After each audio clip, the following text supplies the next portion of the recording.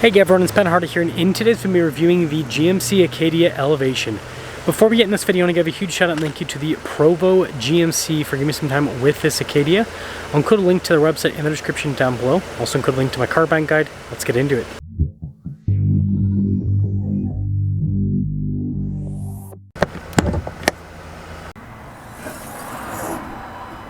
Under the hood we have a turbo 2.5 liter 4-cylinder that goes through an 8-speed automatic transmission.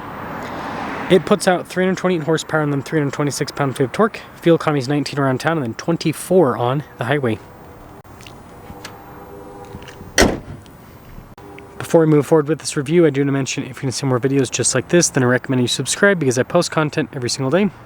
Now taking a look at the hood, you guys can see the little divot there and on either side. Pretty interesting looking. Now we've got this cool new light design here with the Acadia. I think it's pretty fun. Fog lights down below. And so the grill's all blacked out with this elevation package. Got the GMC logo there as well. So this nice contrast on this one with the black and the white. Now our tire wheel setup is 275 by 45 by 22 in the front and over in the rear.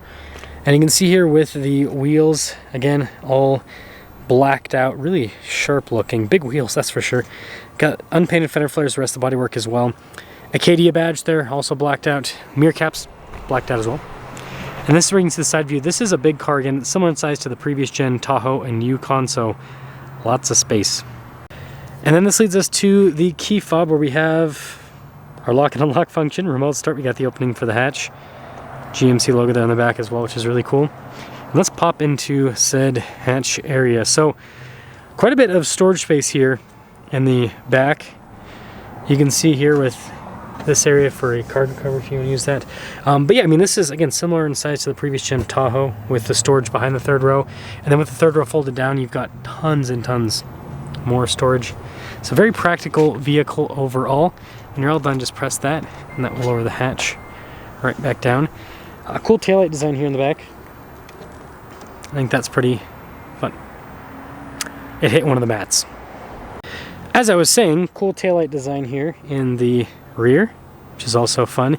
Again, all the rest of the badges here all blacked out. Got 4 exhaust tips, 1 per cylinder. That's the rest of the rear. Now this leads us to the second row. So we actually have some nice soft touch here at the top. This is kind of cool with the trim. Goes across, then you got some stitching down below. Here are the seats in the elevation, kind of fancy with all of the stitching there. Quickly pop in. Legroom back here, it's good. Got a little storage pocket.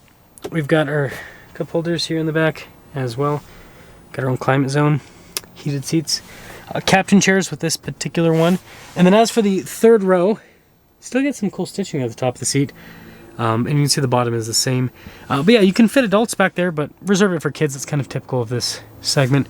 And there are vents at the top.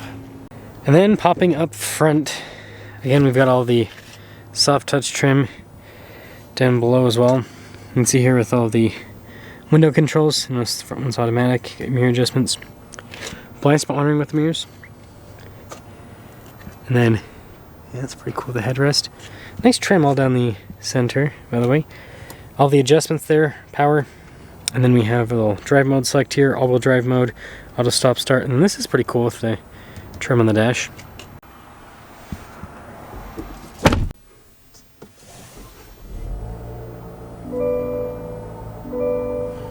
Now taking a look at the steering wheel, we've got soft touch all around.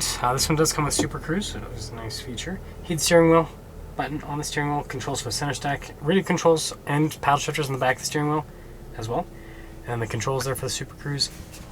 We have a traditional turn signal / windshield wiper stock, and then a column shifter. It's kind of one of those fancy electronic ones though. Now here's the gauge cluster. This is one downside about this gauge cluster is that it is pretty glare heavy. It's one thing that I'm not a huge fan of. Anyways, it does have a map view, which is really cool. Less glare heavy, right? And yeah, it's pretty quick to respond overall. So it is a nice setup in terms of the customization. It's just not the easiest to see. And then if we pop down to the touchscreen, similar setup. And I think it's because of how they've angled it. They've angled it up. That might be to do with it. But anyways, 360 camera, really good resolution. You can see out of all of the angles, which is nice. And then, as for the rest of the infotainment system, quick to respond. So, I mean, overall function on it, it's great, it's easy to use. Yes, the headlights are controlled on the screen with this one as well. And then you notice at the bottom of the screen, you got like a little volume control here. You've got some physical buttons here that are tied to the climate control, but the actual like animations are on the screen itself. So it's kind of like a combo of everything. So we got a heads-up display. Nice soft touch trim all across the dash here. And then glove box. Pretty good.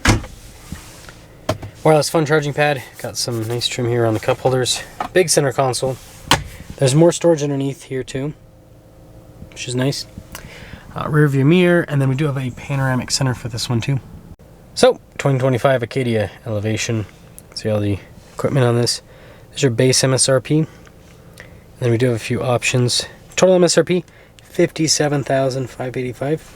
Let's see how it performs.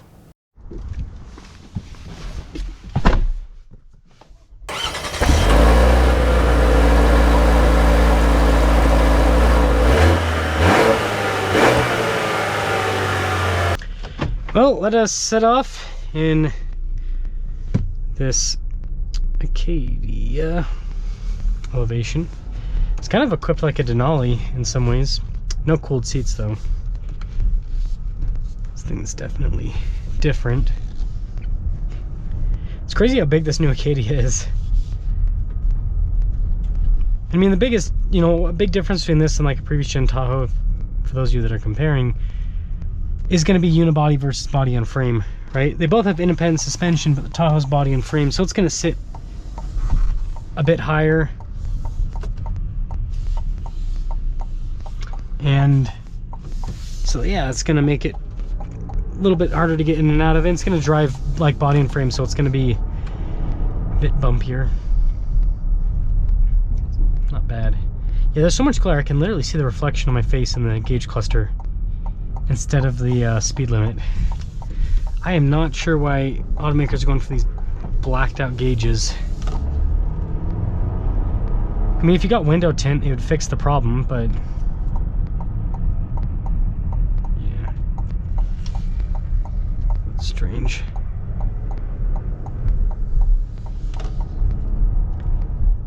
Smooth ride overall.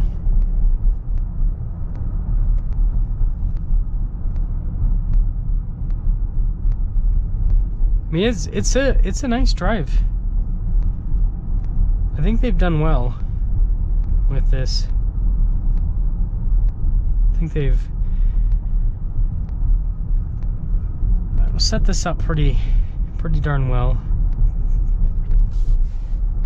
Seats are comfortable too. A little bit firmer, but they're not uncomfortable at all.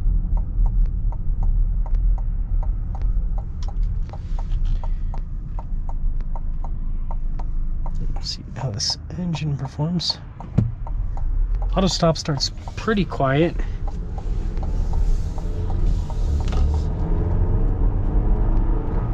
It's decently torquey. One big downside with the powertrain is just the top end's a little bit, tapers off a little bit.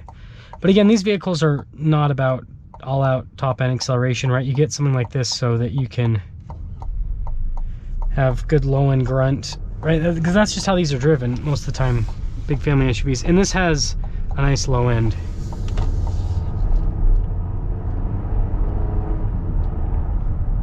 The transmission's pretty smooth through those gears. Not bad. So overall, I think this drives well. I think that it looks good. It's got a lot of space. It's a practical vehicle. So overall, I mean, it's a nice rig. Yeah, time will tell on the 4-cylinder, you know, the reliability of it and all of that, but I should have gone the other way. It's okay. But yeah, let me know what you guys think about the new Acadia. Let me know what you think about the new 4-cylinder. Would you rock a 4-cylinder turbo in a vehicle of this size?